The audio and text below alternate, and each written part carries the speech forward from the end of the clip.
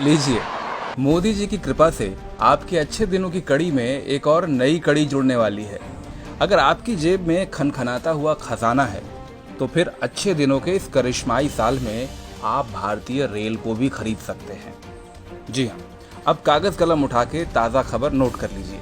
खबर यह है कि देश के 109 रूट पर चलने वाली 151 रेलगाड़ियों की बोली लगाने के लिए बाजार खोल दिया गया है। इसका सीधा सा मतलब ये है, आइए बोली लगाइए और ट्रेन खरीद लीजिए। जी हाँ, पड़ गए ना चक्कर में। आज़ाद भारत के इतिहास में ऐसा पहली बार होने जा रहा है। धन्य है पीयूष गोयल जी और धन्य है मोदी जी का विजन। अब तक तो हम और आप सिर्फ ट्रेन का टिकट खरीदते आए थे।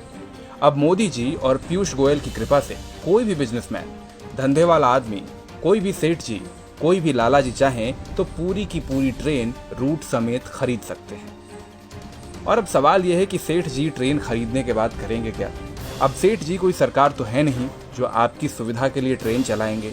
वो कमाएंगे मुनाफा और हर उस तरीके से कमाएंगे जैसे वो कमा सकते हैं। वाकई तारीफ करनी होगी मोदी जी की। 70 साल के इतिहास में पहली बार ट्रेन की नीलामी होने जा रही है। जो अब तक नहीं हुआ वो पहली बार हो रहा है। जो नेहरू जी तक नहीं कर पाए वो मोदी जी करने जा रहे हैं। वाह मोदी जी वाह। गरीबों का ख्याल हो ना हो, कारोबार करने वाले सेठ जी लोगों का कितना ध्यान है। अब देशद्रोही तो इस पर भी सवाल उठा सकते हैं, लेकिन भाई इस विजन की गहराई को तो समझो कि जब ट्रेन चला के सेठ जी कमाएंगे तभी तो देश में तरक्की और खुशहाली होगी। अब क्या हुआ कि बाद में महंगी टिकट की वजह से गरीब आदमी ट्रेन की टिकट ना खरीद पाए। वैसे भी गरीब लोगों को ट्रेन का सफ़र कहाँ पसंद आता है। अभी हाल ही में तो सबने देखा था कि मोदी जी और गोयल जी की इतनी सारी ट्रेन चलने के बावजूद ये जिद्दी गरीब लोग पैदल ही अपने गांव जाते थे। हो सकता है कि यहीं से मोदी जी और पीयूष गोयल जी को ट्रेन को प्राइवेट सेक्टर को बेचने का आइडिया भी आया हो। अरे भाई, जब गरीब आदमी ट्रेन में बैठ ही नहीं रहा तो ट्रेन को बेचो सेठ जी को। अब देश की सरकार भला क्यों टेंशन ले। सेठ जी चलाएंगे अपनी ट्रेन और कमाएंगे अपना मुनाफा। जिसे ट्रेन में चढ़ना हो चढ़ ले।